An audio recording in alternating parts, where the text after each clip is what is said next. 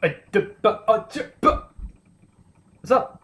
Hey, it's Wednesday, which means, like I said yesterday, it's campaign day. I'd like to talk about not political campaign. Thank God they've come to an end. I don't have any political ads for YouTube videos anymore. Thank the Lord.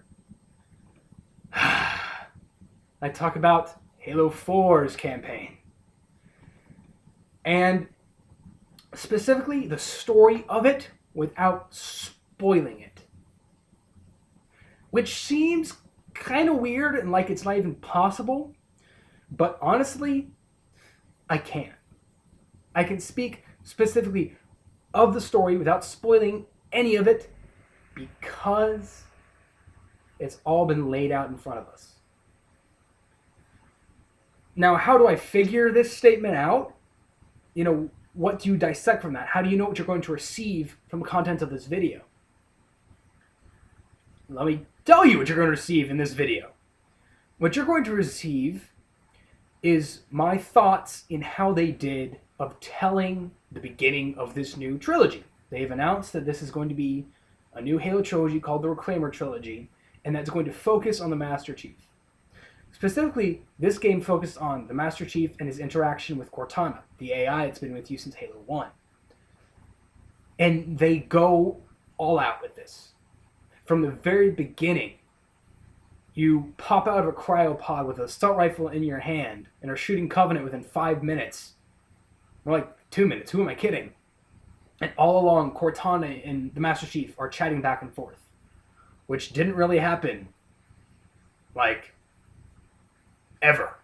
And now it's happening a lot. Which is an interesting step, but considering what the story is, it makes sense. This is the story of the Master Chief. This is the story of Cortana. I couldn't ask for more. It's what makes sense to have happen within the game.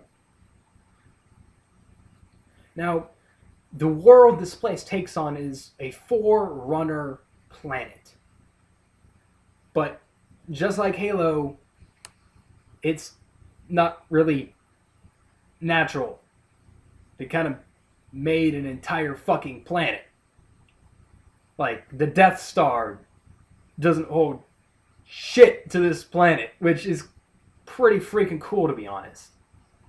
It lets you know that the Forerunners were these beings that should be worshipped, like how the Covenant have been doing for millennia.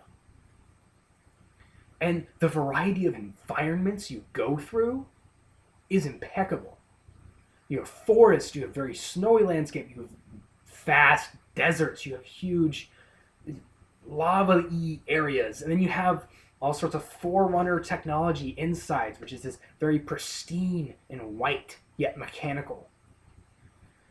It all feels new, which is what this game should be. Like I said, it should be 95% new, and to me, it very much so is. Every single level feels different from the last one, and every single encounter has its own uniqueness. And just like previous Halos, there are some very, very cool sections that seem to reoccur. There's a Scorpion section, which you end up working with Sergeant Stacker, I believe. Kind of shaky. It was 4 a.m. at that point, so I don't really know. But it comes together well, and I like how the new Scorpion is. It's good to see Marines on the little tank tread pods now. And if you had guessed it from yesterday's title, you get to fly a freaking Pelican. As someone who grew up with Halo, the only time you'd ever flown a Pelican beforehand was if you found a really hard to get glitch. And now you're flying a freaking Pelican. And it's armed to the teeth. It is so cool. And you do it in this Sky City, which Bespin can go suck a D. This Sky City is way cooler than Bespin. Sorry, Star Wars fans. And I love every single second of it. But to some people, they might hate it. I had a friend who posted on Facebook, "This is absolutely terrible. Thanks for ruining a great game series." I'm astonished. I guess maybe you haven't been playing this new style of Halo. Because I think this is genuinely sort of a Halo 2.0 in a way of sense. It's a new envisioning of how Halo is. Yet still with all the directions and all the feels and all the weapons and all the looks and all the enemies that Halo has had. It's not so much a reboot as it is a re-envisioning. And everything is re-envisioned. The Warthog, one of the most recognizable vehicles in Halo history, looks different and it sounds different. Every single thing is different, but yet it feels the same. But it's still different. And that, I think, is one of the greatest things about this game. Everything is different, but it's the same, but it still feels different. And to me, that is Halo 4's strongest strength. In almost every aspect. The campaign, certainly. It's what I used a lot to describe it. In the multiplayer, well, tune in tomorrow and you'll find out.